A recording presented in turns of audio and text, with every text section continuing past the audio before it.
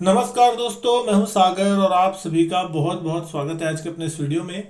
आज के इस वीडियो में हम बात करने वाले हैं बजाज फाइनेंस और बजाज फिनसर्व यानी कि बजाज ट्विंस के स्टॉक के बारे में। किस तरीके से जो है यहाँ पे एक लंबी गिरावट के बाद एक रिवर्सल, एक शानदार रिवर्सल जो है फ्राइडे के सेशन में देखने को मिला। दोनों ही स्टॉक निचले लेवल से 5-5% इंट्राडे में रिकवर होते हुए दिखाई दिए और एक शानदार एक रिवर्सल, शानदार तेजी बनती हुई दिखाई दी। सबसे बड़ा सवाल ये उठता है कि क्या ये स्टॉक में जो तेजी हुई है वो कंटिन्यू होगी या फिर यहाँ से फिर से गिरावट आने वाली है और बड़े जो डाउन साइड है वो यहाँ पे देखने को मिलेंगे। तो ये क्या एक बाउंस बैक था या फिर यहाँ से तेजी जो है सस्टेन होगी। सबसे पहली चीज तो आप यहाँ ध्यान दे सकते हैं, कल के दिन 6000 के ऊपर जाके बजाज फाइनेंस का स्टॉक बंद हुआ। 5% से बड़ी तेजी होती हुई दिखाई दी। जहां से स्टॉक सुबह ओपन हुआ ऑलमोस्ट वहीं से कंसिस्टेंट तेजी और दिन के हाईएस्ट पॉइंट पे बंद होने में स्टॉक कामयाब रहा। वॉल्यूम भी जो थे बहुत शानदार थे, लगभग 14,86,000 शेयरों के। 52 वीक हाई देखेंगे तो 7,778 का है और लो है 5,220 का, और उसके मुकाबले भी स्टॉक 6000 के आसपास चलता हुआ दिखाई दे रहा है। पिछले कई महीनों में अगर आप देख रहे हैं तो पिछले कई महीनों से दोनों ही स्टॉक जो है इंडेक्स को पूरी तरीके से, मार्केट को अंडर परफॉर्म करते हुए दिखाई दे रहे हैं। तो क्या यहाँ से ये अंडर परफॉर्मेंस खत्म होगी? क्योंकि हाल में जो क्वार्टर 3 के नतीजा है उसमें एक शानदार नतीजे जो है कंपनी ने पेश किए। उसके बाद नतीजों के बाद अच्छी एक तेजी देखने मिली। फिर मार्केट में थोड़ी गिरावट हुई तो यहाँ पे बजट के कारण एक गिरावट भी देखने को मिली। लेकिन जब क्वार्टर 3 के अपडेट आए थे तो वहां पे एक कंसर्न हुआ था कि कहीं ना कहीं मार्केट शेयर जो है इस कंपनी का कम होता हुआ दिखाई दे रहा है, और वो एक कंसर्न वाली बात थी। और उसके बाद स्टॉक में 8-10% की एक बड़ी गिरावट देखने मिली थी और उसके बाद से कहीं ना कहीं स्टॉक में और भी तेज मार पड़ती हुई दिखाई दी थी। लेकिन वैल्यूएशन वाइज देखेंगे इस स्टॉक का तो साल दर साल 80% से ज्यादा ईपीएस जो है बढ़ता हुआ दिख रहा है। 177 रुपए की ईपीएस हो गई है अब। 33 रुपए के आसपास की प्राइस टू अर्निंग पे स्टॉक कामकाज कर रहा है। एक वक्त 50-60 की प्राइस टू अर्निंग पे ट्रेड किया करता था। तो अब जैसे जैसे कमाई इस कंपनी की बढ़ती जा रही, ईपीएस बढ़ती जा रही, earning per share, P ratio automatically अपने रीजनेबल रेंज पे आता हुआ दिख रहा है। तो हमेशा लगता है कि कोई स्टॉक बहुत महंगा ट्रेड करे, तो एक्चुअल में इसका रीजन यही होता है कि भविष्य में उस कंपनी की कमाई को एज्यूम किया जाता है कि ये ऐसा हो सकता है, इसीलिए उस स्टॉक के प्राइस जो है ज्यादा महंगे प्राइस पे ट्रेड करते हैं। तो ये चीज बहुत इंपॉर्टेंट है। मार्केट कैप भी लगभग आप देख रहे हैं 3,64,000 करोड़ के आसपास की है। लेकिन अब बात करेंगे दूसरे स्टॉक की, इसी ग्रुप के बजाज फिनसर्व की। ये स्टॉक भी कल फ्राइडे के दिन 5% से ज्यादा की तेजी के साथ बंद होता हुआ दिखाई दिया। अभी हाल में जो बजट आया था, बजट में जो अनाउंसमेंट हुई उसका सीधा इंपैक्ट जो है बजाज फिनसर्व और सारे इंश्योरेंस स्टॉक पे पड़ता हुआ दिखाई दिया। सबसे बड़ा कारण क्या था? कारण ये था कि बजट में जो नई टैक्स रिजिम आई है उसमें 7 लाख रुपए तक की लिमिट तक आपको कोई टैक्स नहीं देना है। अब यहाँ पे सबसे बड़ी चीज कंसर्न वाली ये हो गई कि पहले जो लिमिट 5 लाख के आसपास की जिसमें नो टैक्स होता था, और साथ ही साथ आप एटीसी के तहत 1.5 लाख का इन्वेस्टमेंट करते थे तो वो पैसा इंश्योरेंस कंपनी में जाता था, चाहे आपकी मर्जी हो ना हो, आप कोई ना कोई इंश्योरेंस खरीदते थे, कुछ ना कुछ करते थे।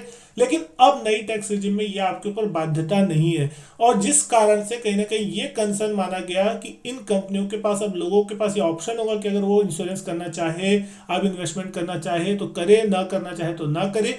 उसका नेगेटिव इंपैक्ट जो है इन स्टॉक्स पे पड़ता हुआ दिखाई दिया, और ये स्टॉक उस दिन टूटते हुए दिखाई देते हैं। HDFC life, SBI life, ICICI prudential, Bajaj Finserv, क्योंकि बजाज फिनसर्व का जो बिजनेस है उसके अंदर insurance, life insurance, general insurance, ये सारी चीजें आती है, तो उसका एक नेगेटिव इंपैक्ट इस स्टॉक पे पड़ता हुआ दिखाई दिया। अब यहां पे बात करें तो ये स्टॉक भी जिस तरीके से ओपन हुआ था कल के दिन, और दिन भर ये स्टॉक ऊपर के लेवल पे ही जाके क्लोज होता रहा। दिन भर इसमें कंसिस्टेंट बाइंग बनी रही थी। वॉल्यूम भी अगर आप देखेंगे 32,71,000 शेयरों से ज्यादा के वॉल्यूम यहाँ पे देखने को मिले। इसकी भी अगर आप ओवरव्यू देखते हैं, 35 के पी पे ये स्टॉक भी ट्रेड होता हुआ दिख रहा है। 37 का इसका ईपीएस है, लेकिन यहाँ ईपीएस आपको थोड़ी एडजस्टेड इसलिए दिखाई दे रही है क्योंकि इसमें स्टॉक स्प्लिट बोनस जो हुआ था उसके बाद यहाँ पे थोड़ी एडजस्टमेंट डेफिनेटली देखने को मिल रही है। मार्केट कैप 2,13,000 करोड़ रुपए के आसपास की है इस कंपनी की। लेकिन अब बात करेंगे इन दोनों स्टॉक के चार्ट्स पे किस तरीके का मूवमेंट देखने मिल रहा है। तो हमने देखा था जब यहाँ पे क्वार्टर 3 के अपडेट आए थे 5 जनवरी के आसपास, ये स्टॉक बजाज फाइनेंस का 7% टूटा था उस दिन, और उसके बाद से कहीं ना कहीं स्टॉक में एक वीकनेस बनी हुई थी। नतीजे आए जिस दिन 30 जनवरी को, फिर देखा कि 4-4.5% का एक उछाल आया, फिर बजट के कारण 3 दिन तक यहाँ पे गिरावट देखने मिली, और कल के दिन फिर से 5% की तेजी। तो कहीं ना कहीं एक बेस बॉटम की जो तैयारी हाई है वो देखने को मिल रही है 5700 के आसपास। तो एक 5700 यहाँ पे अगर किसी की कोई पोजीशन है वो एक स्टॉप लॉस लेवल मान के आप चल सकते हैं कि अगर आप 5700 के नीचे स्टॉक जाता है तो फिर से आपको एक डाउन ट्रेंड और गिरावट का माहौल देखने मिल सकता है, और जब तक 5700 होल्ड करता है तब तक आपको इस स्टॉक में तेजी में बना रहना चाहिए। ये एक आपके लिए बेस फॉर्मेशन बनता हुआ दिख रहा है, क्योंकि पिछले कुछ दिनों से अगर आप देखेंगे तो वॉलेटिलिटी जो है मार्केट में बढ़ती हुई दिखाई दे रही है। लेकिन अब जिस लेवल पे स्टॉक क्लोज होता हुआ दिख रहा है 6000 का, वो एक बहुत ही इंपॉर्टेंट साइकोलॉजिकल सपोर्ट और लेवल है। इस लेवल के ऊपर जाता है क्योंकि पिछले कई दिनों से अगर आप देखें पूरा जनवरी ऑलमोस्ट इसी लेवल के आसपास रेजिस्टेंस फेस किया है। तो अब ये अगर स्टॉक 6000 6050 के लेवल को ऊपर की तरफ क्रॉस करता है, सस्टेन होता है, तो अब कम से कम आपको 5,500 6,500 6,600 तक के जो लेवल्स है ऊपर की तरफ में पहले टारगेट के रूप में बनते हुए दिखाई देंगे। तो यहां से भी कम से कम 8 से 10% का जो तेजी है या जो टारगेट्स है वो देखने को मिल सकते हैं, अगर आगे चल के मार्केट में थोड़ी भी पॉजिटिवनेस आती है या थोड़ी भी अच्छी खासी तेजी बनती है तो ये स्टॉक ऊपर की तरफ मूव करता हुआ दिखाई देगा। दूसरे स्टॉक की बात करें, बजाज फिनसर्व का स्टॉक भी अगर आप देख रहे हैं ये भी बिल्कुल डाउन ट्रेंड में था। 200 दिन की एक्सपोनेंशियल मूविंग एवरेज तोड़ दी, सारी मूविंग एवरेजेस जो है शॉर्ट टर्म की वो 200 दिन के नीचे आके कामकाज कर रही। तो कहीं ना कहीं स्ट्रक्चर जो है इस स्टॉक का बेरिश हो गया। यहाँ पे 1 तारीख को जब बजट आया इस स्टॉक में भी 5-6% की एक बड़ी गिरावट देखने मिली, फिर 2 दिन में इस स्टॉक में थोड़ी रिकवरी की कोशिश हुई है। इस स्टॉक के लिए भी अगर आपको स्टॉप लॉस चाहिए 1260 1265, जो कि आपका 1 फरवरी बजट के दिन का लो है क्लोजिंग बेसिस पे, उसके नीचे अगर स्टॉक जाता है तो यहाँ पे वीकनेस बढ़ सकती है। लेकिन अपसाइड में सबसे पहला लेवल है इसके लिए 1350 1360 का, जिस लेवल के आसपास इस स्टॉक में भी कंसोलिडेशन देखने को मिल रहा है। बिल्कुल बजाज फाइनेंस बजाज फिनसर्व बिल्कुल साइमल्टेनियसली चलते हुए दिखाई देते हैं, बिल्कुल भी ज्यादा कोई अंतर नहीं होता, क्योंकि दोनों का जो स्ट्रक्चर है ऑलमोस्ट सेम ही रहता है, चलने में या गिरने में दोनों ही एक प्रकार से। हो सकता है 2 दिन कोई पहले गिर जाएगा, 2 दिन कोई बाद में चलेगा, बस इससे ज्यादा कोई खास अंतर नहीं आता। अगर बजाज फाइनेंस में तेजी हो रही है बजाज फिनसर्व भी कैसे ना कैसे करके चली जाएगा। अगर बजाज फाइनेंस गिर रहा है तो देर सवेरे बजाज फिनसर्व को भी गिरना होगा। तो ये चीज एक पेयर ट्रेड के रूप में भी आप चला सकते हैं।